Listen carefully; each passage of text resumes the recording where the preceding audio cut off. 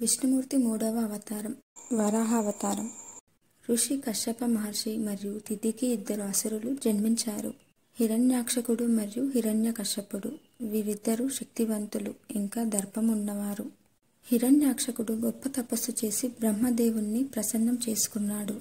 అప్పుడు అతడు అమరత్వం కోరాడు. కాని బ్రహ్మ ఇలా అన్నాడు: నేను సృష్టికర్తను, కానీ ఎవరికీ అమరత్వాన్ని ఇవ్వలేను.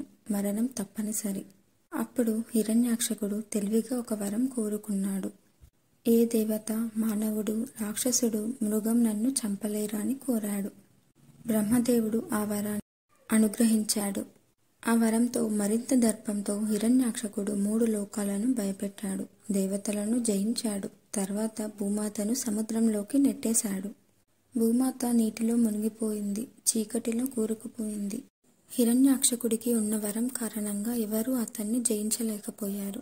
దీనివల్ల కలత చెందిన దేవతలు విష్ణుమూర్తిని ప్రార్థించారు. అప్పుడే బ్రహ్మదేవుడి నాసికం అంటే ముక్కు నుండి ఒక చిన్న వరాహం పుట్టింది.